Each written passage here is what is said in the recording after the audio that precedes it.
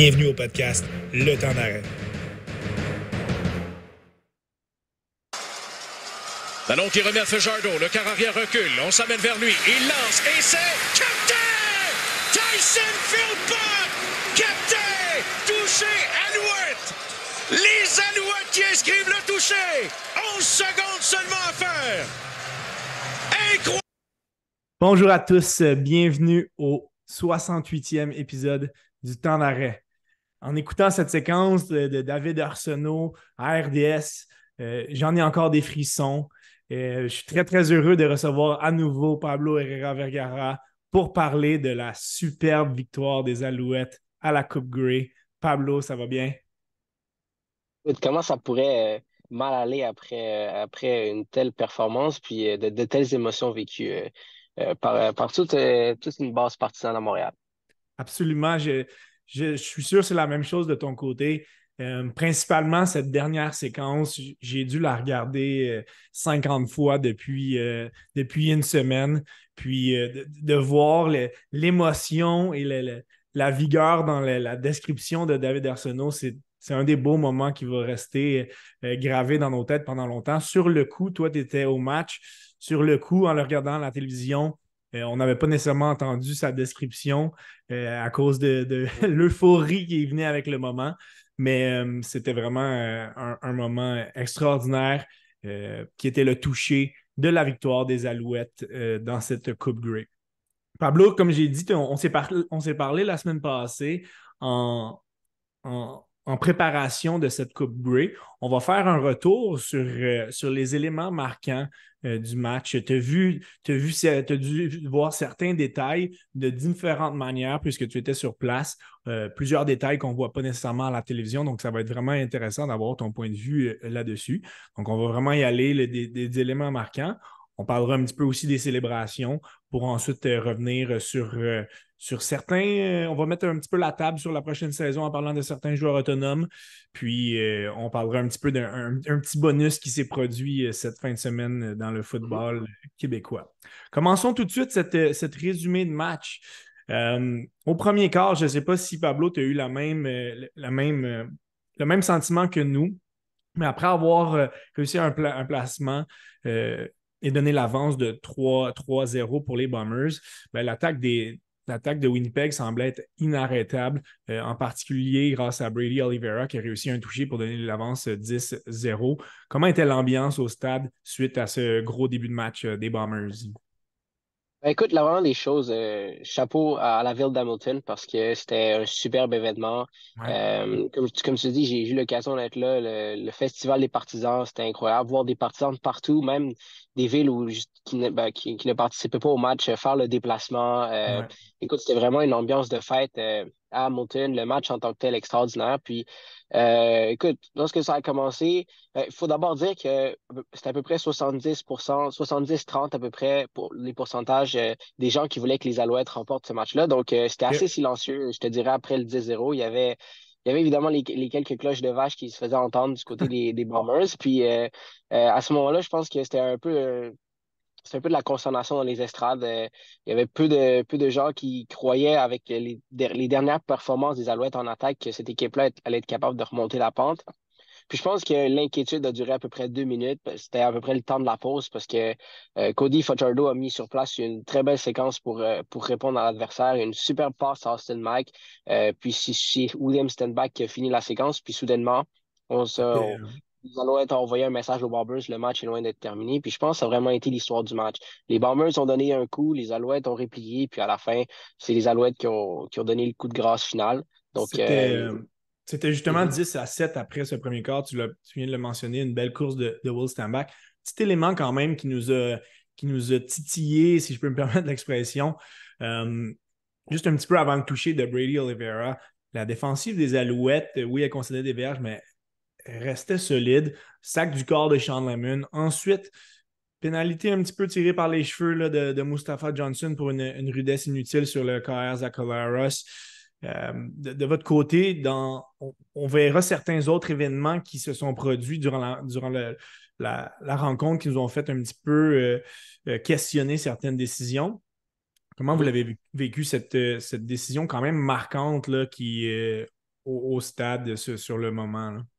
Ben, comme je te dis, je pense qu'à ce moment-là, ça fait très mal parce que les Blue Bombers allaient se contenter de 3 points, puis soudainement, c'était 10-0 à la place d'être 6-0.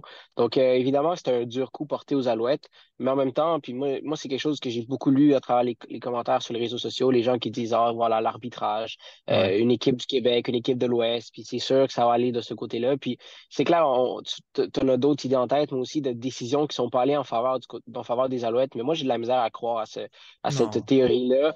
Moi, je crois pas ça. Puis moi, ce que je me dis, c'est que c'est sûr que des fois, l'arbitrage, ben, tu peux pas contrôler ça. Puis ça peut aller d'un bord, ça peut aller de l'autre. absolument. L'important, c'est que les Alouettes restent dans leur match, puis c'est exactement ça qu'ils ont fait. Les Alouettes ont fait fi des décisions des arbitres, ont fait fi de la performance des Blue Bombers, puis ils ont joué leur meilleur football de l'année quand ça comptait le plus.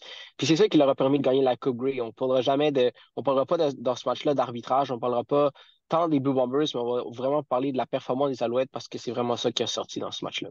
Dans un événement qu'on décrira un petit peu plus tard, qui s'est produit dans le deuxième quart, justement, tu parles de l'arbitrage, absolument, on ne peut pas contrôler ce qui se passe. Par contre, on contrôle nos émotions, on contrôle nos réactions et ce sera le sujet quand même. Ça a été un événement quand même assez important selon moi. Début du deuxième quart, quand même, on était à la ligne de 27. Oliveira, il va d'une autre belle course. Cabianento provoque un échappé en plaquant Oliveira, récupéré par Ciante Evans. Puis ça a été un moment quand même important parce qu'on s'en allait dans la zone payante. L'attaque des Bombers avait le momentum. Un petit peu plus tard, justement, l'événement que je parlais, la défensive des Alouettes donnait très, très peu à l'attaque des Bombers. Le retourneur de beauté, James Letcher, échappe le ballon alors qu'il tentait d'effectuer un retour. Ça a été recouvert par Winnipeg. Et la décision un petit peu controversée, c'est que l'entraîneur Jason Moss a évidemment contesté la décision qu'un joueur des Bombers ne concédait pas 5 verges d'immunité lorsque Letcher attrapait le ballon. On le voyait que ça ressemblait à un 4 verges et demi. Malheureusement, il n'a pas obtenu gain de cause. Winnipeg sont allés marquer un toucher suite à une faufilade du corps à la ligne d'une verge. Mais de mon côté, c'est la manière qu'on a pris la décision. Probablement que l'ancien coach Moss n'aurait pas réagi de cette manière-là, mais il a vraiment été très posé suite à cette discussion et on passait tout de suite à un autre niveau. Donc, ça a été un moment marquant aussi, là. Oui, absolument. Puis comme je l'ai mentionné tantôt, dans ce match-là, les Alouettes ont été capables d'oublier le jeu qui venait d'arriver, puis de passer au prochain. Puis je pense que c'est vraiment ça qui a fait gagner les Alouettes dans ce match-là, parce qu'il y avait tellement de moments qui auraient pu faire basculer ce match-là. Puis, comme tu dis, l'échappée de Letcher en est un. Puis c'est sûr que quand on le regarde à la télévision, on se dit, waouh, il n'était pas à 5 verges. Ce qu'il faut Ouais, comprendre aussi, c'est que avec la mesure, le joueur des Blue Bombers était en diagonale, donc la distance est un peu plus grande. Moi, en fait, ce que je me dis, c'est qu'il n'y avait pas de mesure, il n'y avait pas quelque chose d'assez évident pour qu'on puisse renverser exact. la décision sur le terrain. Puis ici, c'est vraiment ça qui a été décidé au centre de commande. C'est pas une décision contre la bonne raison, parce que moi, je me dis tout simplement que probablement que le joueur n'était pas à 5 verges. Moi, je ne crois pas que le joueur était à 5 verges, mais je Non. pense pas que c'était assez évident pour que la Ligue canadienne dise, OK, sans sortir évidemment les règles, mais c'est que ce soit assez évident pour qu'on puisse renverser la décision. Puis je vais immédiatement enchaîner avec une autre situation qui aurait pu entraîner, qui aurait pu faire complètement tourner les choses de l'autre côté. Fin de la première demi, les Absolument. Alouettes sont assez proches de marquer un toucher. Puis Caleb Evans s'est arrêté 2 fois en situation euh, en fait, c'est deuxième et troisième essai à la porte des buts, donc 2 fois arrêté sur des faux filats du corps. Ouais. Puis sur une de celles-là, on peut voir qu'il y a un joueur des Blue Bombers qui a le casque de l'autre côté de la ligne blanche, donc ce qui aurait dû être une position de hors-jeu à ce moment-là. Les Blue Bombers, évidemment, n'ont pas eu de pénalité, puis à la mi-temps, on rentre, c'est 17-7. Donc encore là, une décision qui aurait pu aller d'un bord ou de l'autre. Mais lorsqu'on regarde aussi de l'autre côté du terrain, donc lorsque Dakota Prokop a donné les devants aux Blue Bombers 17-7, il y avait un choix aussi des Alouettes qui avait un casque de l'autre côté de la ligne. Donc c'est pour ça que je dis, moi, tout ce qui est arbitrage, je ne veux pas entendre de théorie par rapport au fait que ce soit québécois. Ça, je veux rien entendre de ça parce que je me dis, ça peut aller d'un bord, ça peut aller de Ouais. l'autre. Donc, mais les Alouettes, encore une fois, ont été capables de tourner la page, Et passer par-dessus ça. c'en est un autre moment marquant de la rencontre, là. Possiblement lors d'une autre édition des Alouettes, ça aurait pu être un événement qui aurait coupé les jambes à l'équipe. Là, on voit qu'on était bien dirigé, tout le monde poussait dans la même direction. Et oui, c'était 17-7 après 2 quarts, mais on est rentré en troisième quart après un bon show de la mi-temps. On va le mentionner. Là. Peut-être que tu pourrais m'en glisser un mot, comment que c'était sur place. Mais on est revenu cette mi-temps-là, on a pris du rythme, on a fait Cody Fajardo a mené cette attaque-là comme un maestro. Superbe passe de 33 verges à Austin Mack qui effectue un attrapé spectaculaire à une main. Immédiatement après, on nivelle la marque avec une passe de 23 verges de Fajardo vers Cole Speaker. C'était 17-14 pour les Bombers à ce moment-là. Parle-nous un petit peu de peut-être cette mi-temps-là pour commencer, puis vraiment cette belle séquence en revenant, en débutant le troisième quart. Écoute, moi, typiquement, je suis pas le type de personne qui porte vraiment attention au spectacle à mi-temps. Je suis plus le type de personne qui va souvent au Super Bowl changer de poste pour écouter les analyses de la première demi. Mais dans ce spectacle-là, évidemment, j'étais sur place, puis c'était vraiment grandiose. C'était quelque chose à voir. Puis honnêtement, on aura peut-être même droit à c'était peut-être mieux que ce que sera le spectacle à mi-temps du Super Bowl. On verra là, Oh, on verra, possiblement. on verra rendu là, mais non, c'était vraiment grandiose comme spectacle, super spectacle. Puis les Alouettes, en revenant des vestiaires, immédiatement, comme tu as dit, une belle séquence. Puis c'est encore une fois, les Blue Bombers avaient donné un sérieux coup de poing aux Alouettes à la fin de la première demi en les arrêtant 2 fois. Ouais. Puis les Alouettes sont revenus. On met ça 17-14. Puis là, soudainement, les gens commencent à y croire pour vrai parce que on se dit, dans les estrades, du moins, moi j'étais dans une section où il y avait énormément de partisans des Alouettes et les gens commençaient à se dire, OK, là, les Alouettes sont là, puis ils ont une chance d'aller remporter ce match-là. Puis moi, je vais directement enchaîner avec un jeu pour moi qui est encore une fois l'image que les Alouettes ont répondu aux Blue Bombers. C'est Monsieur Lowell Ogwak. Je vais l'appeler monsieur parce que je l'ai croisé quelques fois cette année. Je veux dire que je ne veux pas lui manquer de respect. Tout un joueur de football. Quel joueur? Puis c'est arrivé, il restait à peu près 4-5 minutes au troisième quart. Ouais. Brady Oliveira a le ballon, court dans le centre, puis il sort de nulle part. Il sort de nulle part et honnêtement, ce Un mur. plaqué-là a été ressenti dans tout le stade. Il y avait des murmures. Puis j'ai eu des échos aussi de la galerie de presse. Il y avait des murmures. La violence de cet impact-là a Mm. non seulement montré que les Alouettes étaient là pour se battre parce que Oliveira, c'est vraiment le moteur des Blue Bombers, que ce soit dans toutes les phases. Je pense que quand Oliveira est en forme, les Blue Bombers sont durs à arrêter. Puis Luol Ogwa qui est venu dire, OK, ce sera pas aussi facile. Puis oui, Oliveira a connu des bons moments après ça. C'est pas ça qui l'a arrêté. Mais pour moi, c'est encore une fois une image que les Alouettes étaient là pour se battre dans ce match-là. Puis c'est ça qu'ils Ouais. ont fait. Ils se sont battus jusqu'à la toute fin, jusqu'à la séquence que t'as bien montré au début. Ce plaqué m'avait justement fait lever de mon sofa. C'était un jeu qui était vraiment marquant aussi. Un petit peu plus tard, au troisième quart, les Bombers avaient une belle séquence offensive. On commençait à avoir un momentum qui était intéressant. À la ligne de 10, Zach Collaros, un petit peu trop gourmand, tente une passe profonde dans la zone de but. Et encore une fois, la défensive se lève.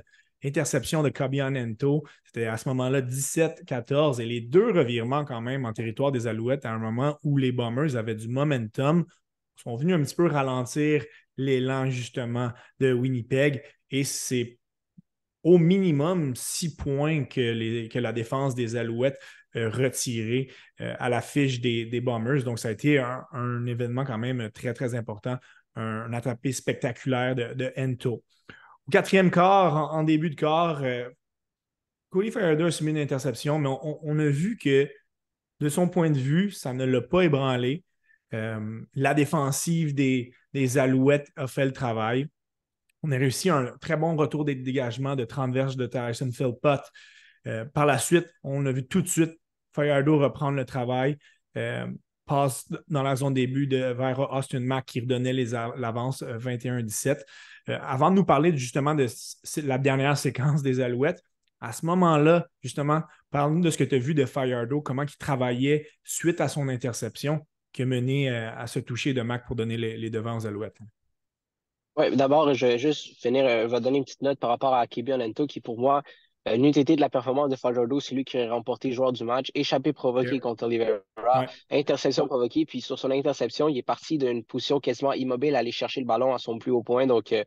vraiment un attrapé spectaculaire de sa part, puis comme tu l'as dit, ça a vraiment enlevé ça a enlevé au minimum 6 points, mais ça a aussi enlevé du rythme aux Bombers. Puis ça a joué un peu dans la tête de Zach Collaros, qui, à partir de l'interception, a pu être vraiment lui-même.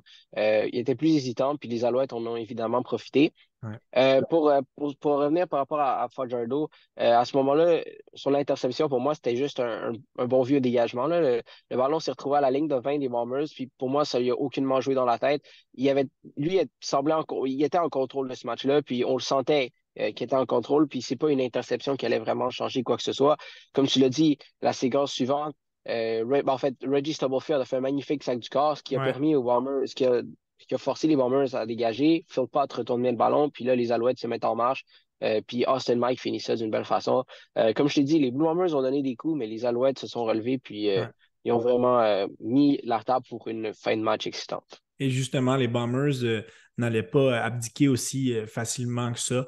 On est allé d'une superbe séquence offensive qui a quand même été, disons, dictée par le corps substitut Dakota Prokop, qui, tu l'as mentionné tout à l'heure, a effectué des faux filades du corps très, très réussis sur cette séquence-là. Il a fait mal à la défense des Alouettes. Il a terminé le travail lui-même pour donner les devants 24-21 aux Bombers.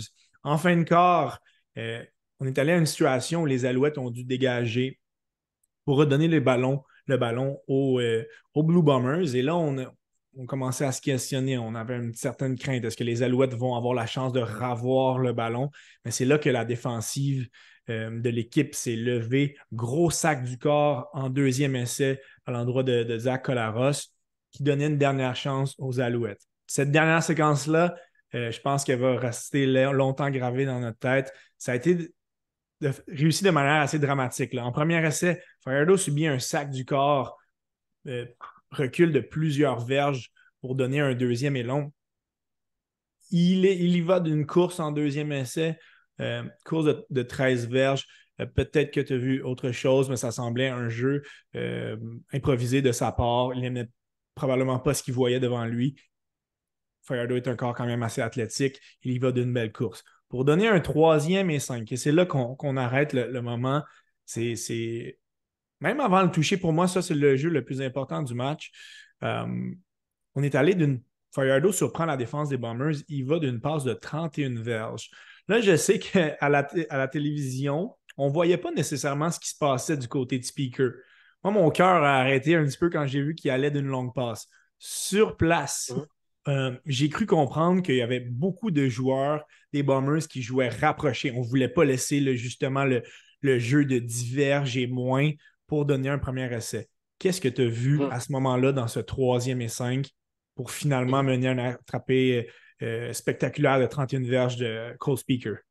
Ben, ce qu'il faut comprendre, c'est que c'était un jeu vraiment bien préparé par les Alouettes, dans le sens où c'est un jeu qui était destiné pour aller à gauche. Tu avais Tyler Snead et Austin Mack, les deux faisaient un tracé à peu près justement pour aller chercher les 5 verges. Puis les deux ont justement attiré la couverture serrée des Bombers. Pendant ce temps-là, Cole Speaker, c'est le receveur qui était le plus à l'extérieur. Lui, ce qu'il a fait, tout simplement, double feinte. Donc, il a fait croire qu'il revenait comme Austin Mack, comme Tyler Snead pour aller chercher 5 verges. Il est reparti dans les zones profondes. Puis Fajardo avait le feu vert pour viser les zones profondes. Puis c'était un jeu vraiment bien dessiné à la base. Puis que c'est un jeu qui a été travaillé. Les Alouettes, durant la séquence même, plusieurs passes en parallèle à Phil Pot. Phil Pot, je pense que c'est lui qui avait attrapé les 2 passes en parallèle durant la séquence. Mais même avant ça dans le match, on a préparé longtemps ce jeu-là où justement on attirait les joueurs des Bombers qui soient plus proches. Puis finalement, ben, on a fait payer les demi-défensifs beaucoup trop agressifs. Puis cette passe-là, moi, je l'ai vu dès que Speaker s'est démarqué, je me suis dit, il faut qu'il lance là. Puis c'est exactement là qu'il a lancé. Puis en fait, la passe manquait un peu de vélocité parce que honnêtement, je pense que si la passe est en avant de Speaker, c'est un touché qui marque directement. Mais ça a permis aux Alouettes justement de se calmer un petit peu puis d'aller chercher la passe de toucher par la suite. Mais c'était un jeu extrêmement bien préparé. Puis je pense que c'était vraiment silence complet dans le stade, à part, comme je t'ai dit, quelques partisans des Bombers. Mais de façon générale, tout le monde attendait de voir ce qui s'est passé. Puis tout le monde a comme retenu son souffle au moment où le ballon a été lancé. Puis je pense que, écoute, les gens, ça sautait de joie. Parce que même les partisans des Tiger Cats qui haïssent à mourir les Argos.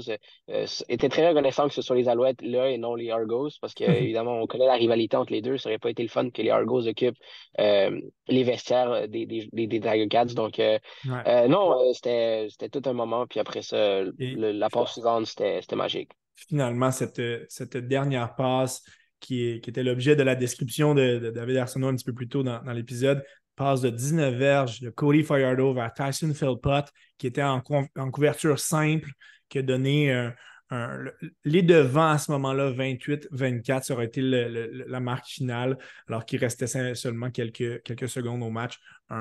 Une séquence déterminante et pour cette victoire des Alouettes. Quelques étoiles pour cette rencontre. On va quand même lever notre chapeau à Brady Oliveira qui a réussi en 19 courses, 120 verges, un touché. Un petit peu moins d'impact en deuxième demi, mais tout de même eu une rencontre formidable. Du côté des Alouettes, Cody Fajardo, il a eu ses détracteurs. Rencontre extraordinaire, 21 passes réussies en 26, 290 verges par la passe, 3 touchés, une interception, a reçu avec raison le titre de MVP, donc de joueur le joueur par excellence de la Coupe Grey. Et j'imagine que tu as vu ce vidéo de Cody Fajardo qui est sorti quelques jours après cette Coupe Grey, mais dans laquelle on voit un homme qui était très, très intense, qui a un petit peu dérogé de ce que ses coéquipiers étaient habitués de le voir normalement. Mathieu Proulx disait en après-match que c'est un joueur qui ne sacre jamais. Il a toujours un bon propos. Mais là, il est allé, il a mis ses tripes sur la table, comme on dit. Il a parlé avec son cœur. Il en a surpris plusieurs. Puis je pense qu'à ce moment-là, plusieurs ont dit ben, on va avoir toute une performance de notre corps. Et c'est ce qui s'est passé, là. Ah non, puis absolument. Puis je t'en avais parlé la dernière fois qu'on s'est parlé, puis la fois d'avant. Euh, Cody Fajardo, en fait, Jason Moss, les derniers matchs, il n'avait pas ouvert son cage au complet parce qu'il n'en avait pas besoin. Il avait besoin seulement que Cody Fajardo gère le match parce que la défensive faisait tellement un bon travail que euh, l'attaque de Cody Fajardo devait juste pas se mettre en travers du chemin de sa défensive en lançant des mauvaises interceptions. Puis c'est quelque chose qui a quand même bien réussi. Donc, je te parlais de gestion de match. Mais moi, je savais que ce joueur-là avait cette capacité-là de passer à l'autre niveau, mais peut-être pas au niveau auquel il nous a offert durant la finale, mais moi, je ne m'en entendais pas. Mais je savais qu'il y avait ça en lui. Lorsque on lui demandé d'ouvrir le cahier de jeu puis d'aller chercher des passes profondes, il allait être capable de le faire. C'est pas un carrière qui n'a pas un si mauvais bras non plus pour qu'on puisse dire, OK, il faut seulement qu'il se contente de petites passes. Il est capable Ouais. d'aller chercher des passes profondes. Il nous l'a démontré encore une fois lors de la finale de la Coupe Grey. Mais là, pour moi, la coche de plus qu'il est allé chercher, c'est justement ça. C'est avec son speech, avec sa façon d'aller chercher ses coéquipiers. Puis j'ai eu la chance d'y parler après la parade, puis j'ai demandé, ça venait de où ce speech-là? Puis il m'a dit, écoute, moi, je suis un gars extrêmement calme, comme tu l'as dit, je sacre jamais. Puis je savais que pour aller chercher l'attention de mes coéquipiers, ça prenait ce genre de propos-là. Ouais. Puis j'y réfléchi. C'est pas quelque chose que il a sorti sur le coup des émotions. Il s'est vraiment questionné longtemps à savoir s'il sortait ce genre de propos-là. Parce qu'évidemment, c'est un gars avec une grande conviction religieuse. Donc, dans sa tête, pour lui, même lui, c'était dur de se dire, OK, là, je vais sacrer, là, mais puis lui-même pensait en fait que son discours allait juste se retrouver dans le vestiaire, puis ça allait se régler là, mais les Alouettes en ont décidé autrement. Euh, mais ce discours-là, écoute, c'était ce que ça prenait pour cette équipe-là. Puis Cody Fajardo, lorsqu'il a pris le ballon, lorsqu'il restait il restait moins de 2 minutes au match, j'avais le sentiment qu'il allait réussir à mener une séquence victorieuse par la façon dont il s'était présenté dans ce match-là. On le sentait en confiance, en contrôle. Peu importe ce qui arrivait, il trouvait des façons. Puis, en fait, c'est Jason Moss qui a bien décrit cette séquence-là à Arash Madani de Sportsnet après le match. Il a dit c'était un peu l'histoire de sa vie au cours des 12 derniers mois. Puis, il a totalement raison parce que Ouais. il faut comprendre, il a vécu énormément d'adversité. Il a été chassé de la Saskatchewan. Je pense que si les gens avait pu le reconduire à l'aéroport, il l'aurait fait à Regina. Tellement on le détestait l'an passé à Regina, malgré le fait qu'il jouait avec une blessure, puis ça, je tiens à le préciser.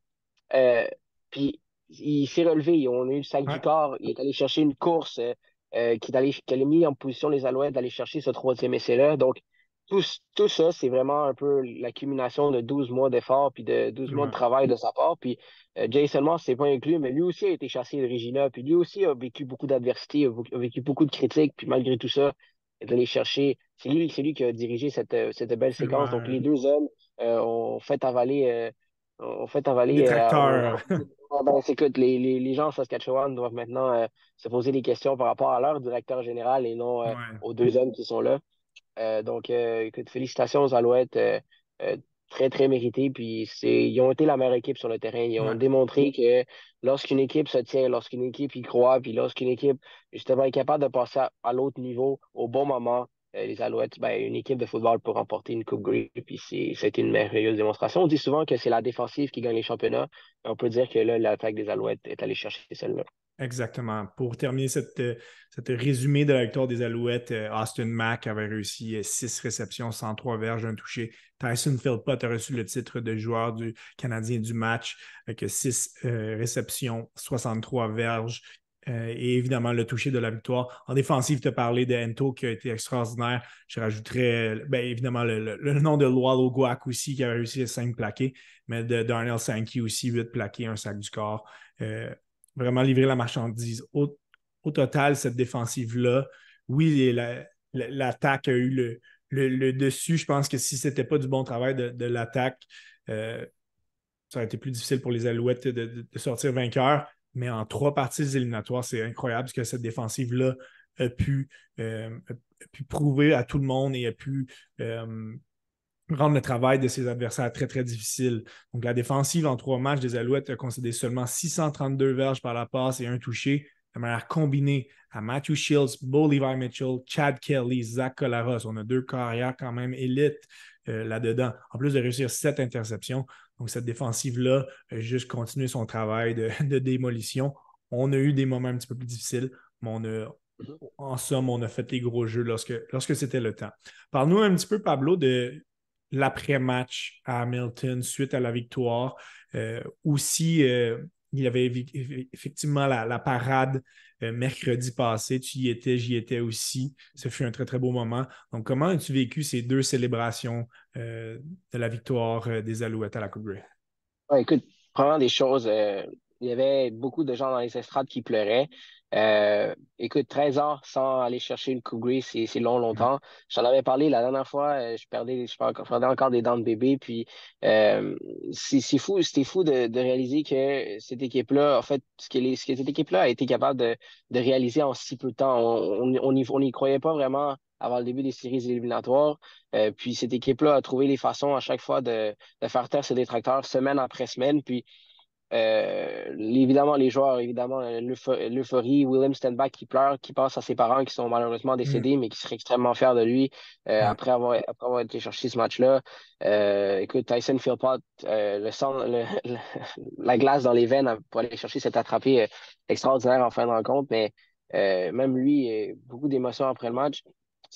Puis Fajardo, évidemment, qui lui comprend tout ce que ça a pris pour se rendre là, puis c'est pas facile. Puis le dernier à qui je pense, c'est Christian Matt, qui lui Ouais. a commencé comme recrue en 2010 avec les Alouettes. Oui, il a remporté une Coupe Grey, mais c'est pas la même chose que de remporter une Coupe Grey comme partant. Puis lui, je lui lève mon chapeau. Didier mais je le fais en honte, mais Ouais. c'est un joueur très gentil avec les médias, premièrement. Il a tout vécu les adversités. Il y a des fois où c'était vraiment pas difficile vraiment pas facile de se présenter devant les médias après des dégelés. C'était toujours lui qui répondait présent. Puis c'est toujours lui qui un peu donnait le discours tu sais, pour calmer un peu les gens. Puis même des fois, il était honnête, il disait non, ça va vraiment pas bien. Ouais, Euh, c'est vrai. puis, puis c'est un joueur qui est resté vrai par rapport à travers tout ça, puis qui a finalement réussi à remporter une Coupe Grey. Vraiment, chapeau aussi à lui, là, maintenant. Ça a Oui. été le premier à lever cette coupe de manière très méritée. Mhm. Mercredi, les Alouettes ont donné rendez-vous à leurs partisans. On défilait sur la rue Maisonneuve pour ensuite arriver au quartier des spectacles où de nombreux partisans les attendaient. Ce fut un très, très beau moment, malgré la température un petit peu maussade. Les joueurs ont été présentés, l'équipe d'entraîneurs a été présentée en premier, ensuite les joueurs sont entrés sur la scène. Donc, évidemment, certains ont attiré des réactions un petit peu plus vives de la part de la foule avec raison. On a ensuite eu la chance d'entendre certains discours qui venaient vraiment du cœur, là, notamment ceux du du propriétaire Pierre-Carl Pelado et du directeur général Danny Maciocia qui disait que ça faisait 27 ans qu'il attendait ce moment-là. Il s'est entouré d'une équipe, oui, de Québécois, mais de gens qui ont choisi d'être ici, notamment Anthony Calvillo, qui aurait pu quitter Montréal, le Québec, suite à la fin de sa carrière.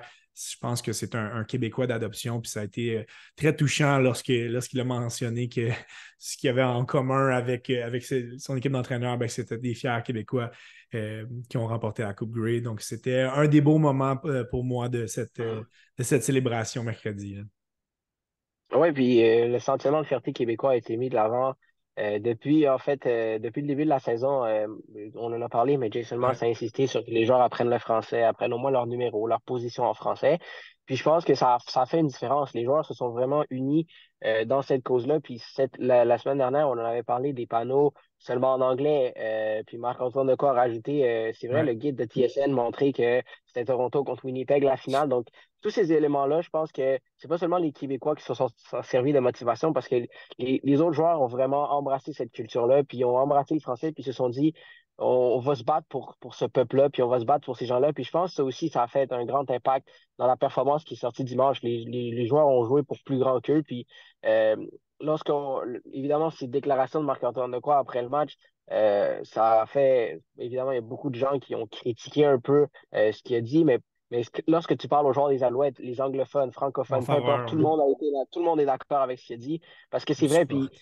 je pense que c'est important de rendre ça, en fait, c'est important de dire que Marc-Antoine de quoi visait pas la communauté anglophone. Ça, il faut que ce soit clair à 100%, c'est que lui, il visait la Ligue canadienne qui a vraiment manqué de jugement Ouais. pendant toute la période des séries éliminatoires, puis même au cours des dernières années où justement on a un peu délaissé le côté français, puis parce que de toute façon, il se présentait même pas à la Coupe Grey, etc. Mais là, il y avait une bonne raison justement de prouver dans le fond que c'est une ligue bilingue. Ils ont un peu raté leur mission de ce côté-là, mais et encore une fois, je pense que la fierté québécoise, c'était vraiment quelque chose qui a Ouais. vraiment sorti de cette part-là. Puis des propos des joueurs aussi. Euh, Moi, personnellement, je peux aucunement en vouloir à Marc-Antoine Lecor. Première des choses, il a parlé avec les émotions d'un match. Deuxièmement, il n'y a rien qu'il a dit qui était faux dans ce qu'il a Ouais. dit. Donc, chapeau à Marc-Antoine Lecor d'avoir dit haut ce que tout le monde pensait tout bas. Donc, non, j'ai beaucoup d'admiration pour évidemment le joueur qui a été extraordinaire durant ce parcours-là, mais aussi pour la personne. Donc, non, félicitations aux Alouettes. Puis, Ouais. écoute, c'est pas seulement la seule équipe montréalaise qui a remporté un championnat dans les 2 dernières semaines. Les Carabins ont fait un On magnifique terminera travail hier justement aussi. l'épisode avec ça.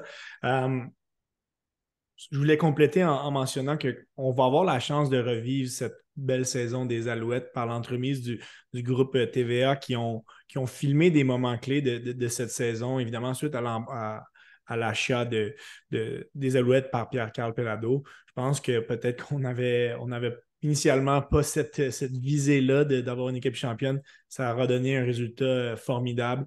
Donc, on va pouvoir revivre les beaux moments, principalement en fin de saison en éliminatoire, qui ont mené à cette célébration, cette 8e victoire des Alouettes à la Coupe Grey. Danny Maciocia l'a dit, son but maintenant, à la fin à la suite de cette parade, ben, c'était de commencer le travail pour aller chercher une deuxième Coupe Grey de suite. Et c'est là que c'est assez complexe, hein? Gagner une Coupe Grey, c'est difficile. En gagner une deuxième de suite, encore plus.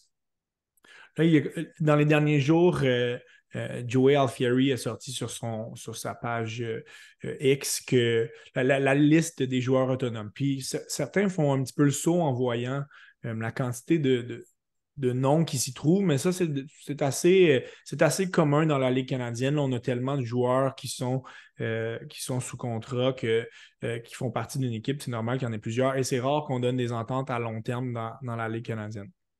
Donc, parlons justement de ces joueurs qui ne seront pas tous de retour, mais on va essayer de cibler les joueurs clés qui font partie du noyau et qui devraient, selon nous, faire partie de l'édition 2024 des Alouettes. Commençons avec l'attaque, qui était peut-être un petit peu moins problématique, mais quand même. Du côté des porteurs de ballon, les 3 porteurs qu'on a vus cette année en majorité, Joshua Antwi, Fletcher et Will Stanback, les 3 sont joueurs autonomes. Est-ce que tu penses qu'on doit faire table rase, aller chercher d'autres éléments, que ce soit dans un CF ou ailleurs, ou on essaie d'en garder 1, 2, voire 3? Ben, écoute, moi, j'ai l'impression que si Walter Fletcher a accepté de rester à Montréal, malgré le fait qu'il était relégué au rôle de second. J'ai l'impression qu'on va lui donner le poste de partant l'an prochain. Je ne crois pas que William Stenmark ne sera de Ouais. retour l'an prochain. C'est mon impression personnelle. Puis Antwi est un excellent porteur substitut, peut-être une autre addition à moindre coût sur le marché des joueurs autonomes. Ouais. Mais ça, c'est mon honnête opinion là-dessus. Ça va être quand même un gros morceau au niveau de la masse salariale qui serait libéré, le départ Mhm. de Will Stanback. Du côté de l'attaque, plusieurs noms s'y trouvent. La majorité étaient remplaçants en fin de saison. Tout de même un morceau important qu'on a déjà discuté. Donc, David Brown, Philippe Gagnon qui a été parti un petit peu par défaut suite à la blessure de P.O. Lesage. Jesse Gibbon, Landon Rice et Christian Matt. Bon, Christian Matt, je pense que s'il décide d'être de retour, s'il décide de continuer son périple, sa carrière dans la LCF, ben, il sera de retour. Qu'est-ce que tu penses des autres noms qui s'y trouvent? Euh, Ben, Landon Rice, je pense que c'est un bon élément à garder, surtout euh, dû au fait qu'il est Canadien. Donc ça l'aide énormément dans ses négociations de contrat aussi. Ouais. Pour ce qui est du reste, pour moi, il n'y a pas vraiment d'intouchable sur ta ligne offensive-là, puis ça inclut Christian Matt. C'est un bon joueur, il est encore capable de rendre de fiers services, mais si tu es capable d'aller chercher peut-être des joueurs un peu plus dominants sur cette ligne-là, je pense que ça a Ouais, été un problème cette année, il ne faut pas absolument. l'oublier. Oui, on connaît un bon match contre Winnipeg, mais je pense que si tu es capable d'aller chercher de bonnes prix sur le marché des joueurs autonomes, je pense que c'est le moment c'est le temps de le faire aussi. Puis lorsque tu regardes aussi ce que tu regardes en ligne en général, euh, Philippe Gagnon, c'est peut-être celui qui a le plus de chances de revenir aussi. Encore une fois, du fait qu'il est un bon remplaçant, c'est un joueur qui est capable d'être polyvalent aussi, qui connaît bien le système. Mais pour le reste, je pense que ça va dépendre un peu On passe à de autre la chose. masse salariale. Mais c'est pas personnellement, c'est pas dans les priorités de Non. signer un de ces joueurs-là, personnellement. Du côté des receveurs de passe, on retrouve juste Greg Ellingson qui se trouve sur la liste, n'a pas été un facteur. Deux éléments qui sont à surveiller. Est-ce que Austin Mack essaiera retentera l'expérience de la NFL? On sait que pendant plusieurs années, il avait fait partie de certaines organisations pour ensuite être libéré. Donc, ça a été un passage quand même frustrant pour lui dans son désir de faire partie de la NFL. Espérons qu'il a apprécié son année ici, qu'il voudra s'installer. Est-ce qu'on va assister au retour de Reggie White qu'on n'a pas vu cette année? Donc, on a un groupe de receveurs quand même assez jeune. Ça va être intéressant d'aller de l'avant avec eux. C'est du côté de la défensive où sera le gros du travail de Danny Machocha. On a plusieurs joueurs d'impact, plusieurs partants qui s'y trouvent. Commençons au niveau des secondaires, alors que les trois secondaires s'y trouvent. Reggie Stubblefield ne s'y trouve pas, mais on parle ici de Avery Williams, Tyrese Beverett et de Darnell Sankey. Donc, ça, c'est pratiquement l'unité au complet. Je pense que ça va être très, très difficile de les rapporter les trois, de les garder les trois. Du côté de la tertiaire, on trouve Ciante Evans et Nafis Lyon. Et finalement, du bloc du front défensif, Avery Ellis et Sean Lemon, qui s'étaient amenés un peu plus en fin de saison. On sait que les contrats dans la LCF sont parfois ne sont parfois pas dévoilés dans leur entièreté. J'étais très content de ne pas voir le nom de Mustafa Johnson. Un petit peu surpris de ne pas avoir le nom de Almondo Sewell sur cette liste. Je pense que lorsqu'il a restructuré son contrat l'année passée, peut-être qu'il a ajouté une année. Donc, ça a été peut-être une clause qui est passée vraiment incognito. Mais parmi tous ces joueurs-là, euh, selon toi, sur qui on doit se concentrer notre Mhm. attention? Ouais. Et la première des choses, c'est qu'il faut regarder du côté plus réaliste des choses, puis du côté, ce qu'on souhaite des deux côtés, c'est les deux qu'il faut concilier. Évidemment, Darnell Sankey serait un très beau retour à cette édition-là, mais lorsqu'on lui a parlé quand les joueurs sont allés libérer leur vestiaire, il a été assez évasif sur son possible retour à Montréal. Ici, lui qui peut faire sauter la barre n'importe où dans la Ligue canadienne, donc ça, il n'y a pas de problème à avoir là-dessus, mais si c'est un joueur qui a bon salaire puis qui a bon prix, on peut ramener à Montréal. Évidemment, c'est le joueur au sommet de la priorité, au Mais sommet de la juste ligue. pour continuer là-dessus, Pablo, mercredi dernier, sous les ondes de BPM, Danny Machucha avait mentionné que des discussions avaient commencé avec Mhm. Sankey lors de la journée du mardi. Donc, je pense que est-ce que ça va mener à quelque chose Possiblement, Mhm. peut-être pas, mais les discussions sont entamées selon Machocha. Sainki a vraiment le désir de prolonger son Ouais. expérience ici, là. Ouais, c'est super. Puis ça, comme je te dis, celui-là, je l'avais pas entendu, mais moi, j'ai vraiment l'impression qu'il va aller tester le marché des joueurs autonomes. Comme je te dis, il y a vraiment, il peut regarder ce qu'il y a ailleurs. Ça ne l'empêche pas de revenir avec les Alouettes, mais au Ouais. moins de voir à quel point les autres équipes sont intéressées à ses services. Puis ça, pour moi, c'est une évidence même. Mais lorsqu'on regarde réaliste et en même temps, ce qui est vraiment souhaité, je souhaite vraiment le retour de Tyrese Beverett à Montréal. Ouais. C'est un de mes joueurs, en fait, c'est une de mes des personnes que j'ai plus de plaisir à aller faire, ben, en fait, à lui parler après les entraînements. Un joueur, tu sais, à la base, c'est une bonne personne, très gentil. Puis c'est un joueur extrêmement intelligent sur le terrain. Puis il est capable de te parler de jeu, de t'expliquer des choses. Puis avec lui, tu comprends mieux le football. Puis c'est un joueur qui est capable, justement, on n'en parle pas beaucoup, on n'en a pas beaucoup parlé cette année, mais il a été extrêmement efficace tout au long de la saison, comme il avait été la saison dernière. C'est un joueur d'impact sur la ligne secondaire, puis c'est le joueur pour moi que tu veux ramener à Ouais. Montréal. Après Faut ça, garder en évidemment, tête du côté, juste pour un autre complément, Pablo, du côté des secondaires, il y a Tyrell Richards qui en sera à sa troisième année, l'ancien premier choix des Alouettes, qui voudra avoir un rôle accru. Donc, si on ramène ces trois joueurs-là, en plus de Stubblefield, je ne pense pas qu'un Richards risque d'être très satisfait. En même temps, non, c'est un joueur canadien, je pense qu'on veut lui laisser une certaine place aussi, là. ouais. Ben, c'est pour ça que moi, c'est Avery Williams, le joueur qui ne Ouais. reviendrait pas à Montréal l'an prochain. Euh, Tu sais, c'était une bonne acquisition de Danny Machucha, mais en fin de saison, comme tu l'as dit, il a été relégué à un rôle de réserviste. Puis Tyrell Richards, pour moi, est capable d'occuper un rôle de réserviste dans cette ligne secondaire-là. Parce que pour moi, il m'a pas prouvé cette année. Puis oui, je sais, son temps de jeu a été assez limité en raison de blessures. Mais malgré tout ça, il m'a pas encore démontré que ça peut être un partant dans la Ligue canadienne tout de suite. Je dis pas que ça va pas le devenir parce que c'est un haut choix au repêchage. Ouais.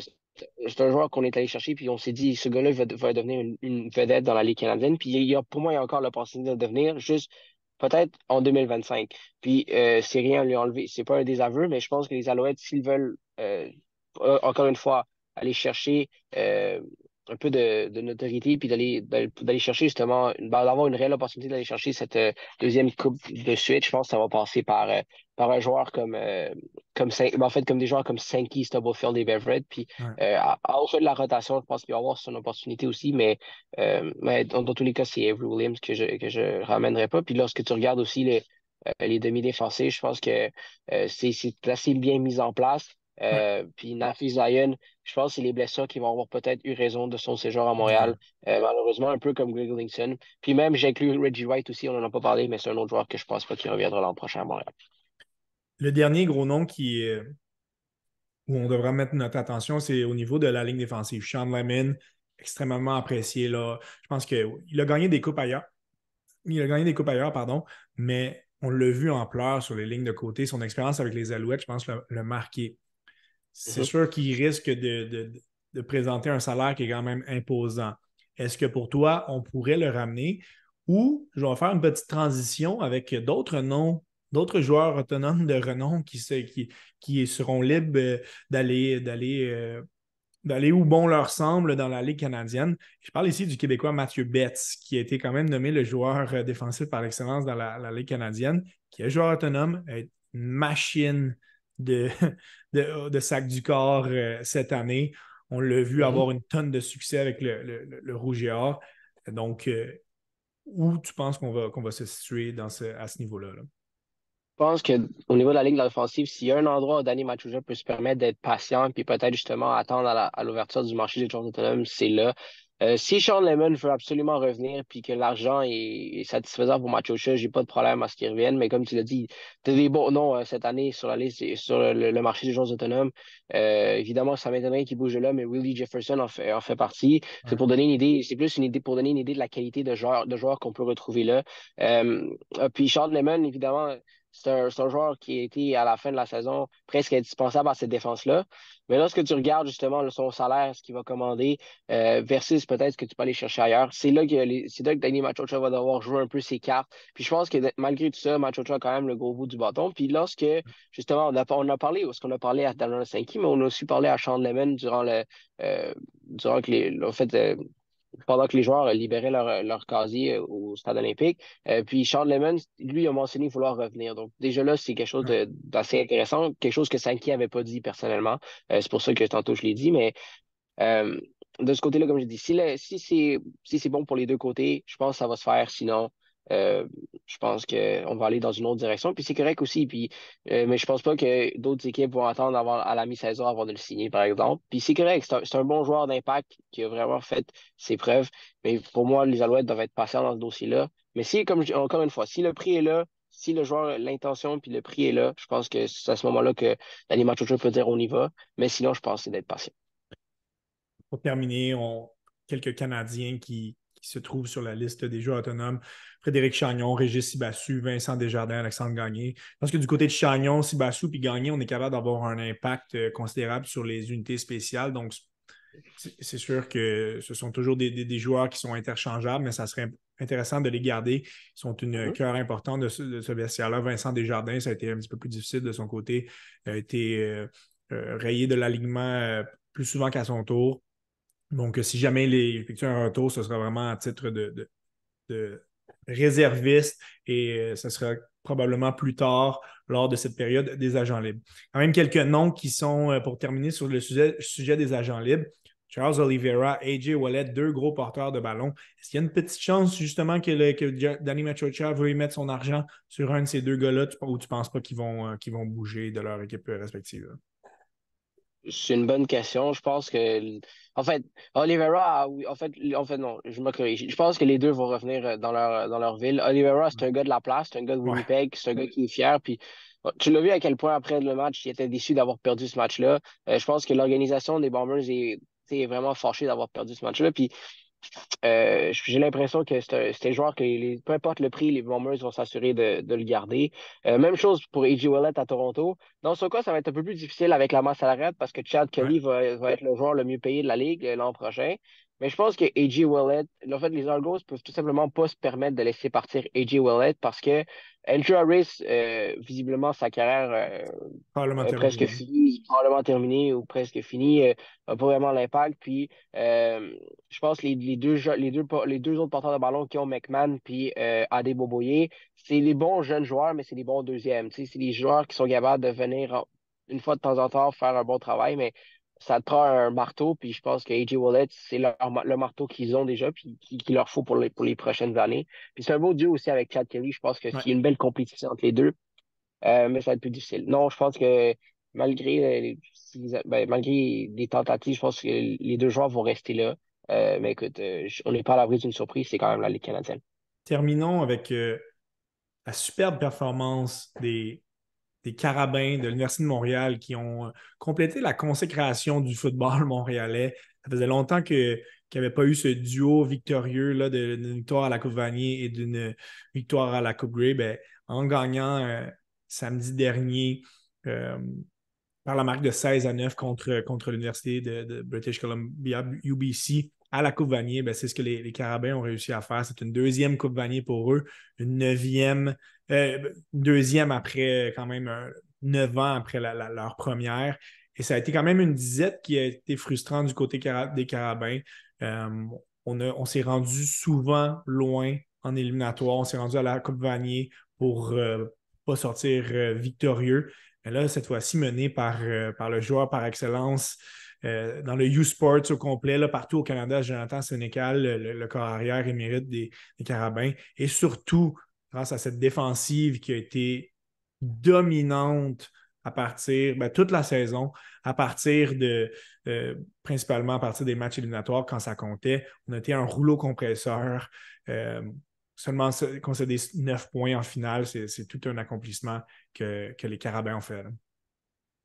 Et en fait, tu sais, tantôt je parlais justement les défensives gagnent les championnats, puis les Alouettes ont, oui, c'est l'attaque qui a gagné les championnats, mais qui ont gagné la Coupe Grey pour les Alouettes, mais dans ce cas-ci, on peut vraiment dire que le dicton a été bien utilisé parce que c'est vraiment la défensive qui a remporté ce match-là. Une performance magistrale, puis j'ai regardé les commentaires, qu'il y en a certains qui trouvaient le match était un peu plate, mais tu sais, pour aimer le football, il faut que tu aimes tous les types de matchs. Puis ce type de match-là, il était assez particulier parce que c'est vraiment les défensives et les défensives au pluriel parce que l'UBC a quand même a quand même bien joué contre Jonathan Sénécal, qui a pas semblé vraiment confortable du début à la fin du match. Oui, c'est sûr qu'il a mis sur pied certaines bonnes séquences, mais lorsque tu regardes le match en ensemble, il a pas vraiment, c'était pas le Jonathan Sénécal le plus étincelant qu'on a vu depuis le début de l'année. Puis ça, c'est un chapeau à la défensive de UBC. Ouais. Mais encore là, je pense que la défensive des Carabins a tout simplement été trop forte. Puis c'est elle qui a vraiment dicté le ton de ce match-là. Puis l'attaque en a fait juste assez pour remporter ça. Mais encore une fois, pour la première fois depuis 1980 que ça se fait, consécration des deux Coupe Grey et Coupe Vanier, la même file. Du côté des Carabins, la position de receveur n'était pas, c'était pas là où on était le mieux nanti. On avait perdu notre meilleur receveur en fin de saison, Hassan Dosso. Donc, c'est seulement une défaite que les Carabins ont subi lors de cette saison dans un match qui valait rien dire. Donc, ça a été un rouleau compresseur toute l'année. Donc, félicitations aux Carabins. Ça serait intéressant de suivre la progression de Jonathan Sénécal qu'on risque de voir dans la Ligue canadienne éventuellement. Euh, risque de jouer une autre saison avec les Carabins, mais ça va être intéressant de le voir plutôt que tard, qui sait peut-être à Montréal avec et suivre les traces de son de celui qui l'a recruté, Danny Machocha. Hein. Il avait fait du gros travail pour aider à ce que Sénécal s'amène avec les Carabins. Et par la suite, Marco Yadeluca a continué à faire du très, très bon travail à la tête du programme de football des Carabins et très, très content pour lui, finalement, qu'il ait pu goûter à cette victoire. Pablo, je te remercie. C'était vraiment. C'était pas prévu qu'on se reparle initialement, mais je pense que la tournure des événements a fait en sorte que le match a été tellement important pour beaucoup de gens qu'on c'était naturel pour nous de faire un épisode suivi de cette Coupe Grey. Ça a été tellement une saison, quand même, on va le dire, en dents de scie. Hein? Ça ne fut pas toujours des hauts moments. Je pense que ça met la table pour l'année prochaine. On risque de voir plus de gens dans les estrades. C'était le désir de Danny Machocha dans un de ses discours. Mais je te remercie encore, honnêtement. Ça a été formidable de pouvoir miser sur l'expérience que tu as vécue, qui a dû être sensationnelle à Hamilton. Donc, merci pour toutes tes participations cette année. On va avoir quelque chose d'intéressant pour l'année prochaine aussi, là, j'en suis sûr. Là. Absolument. Et encore une fois, un gros merci de l'invitation. Puis toujours un plaisir de parler à l'Ouest puis des Canadiens. Alors, merci à tous d'avoir été là. On dit bravo encore une fois aux Alouettes qui sont vainqueurs de la Coupe Grey et aux Carabins vainqueurs de la Coupe Vanier. Merci d'avoir été là et on se dit à un prochain épisode du Temps d'arrêt.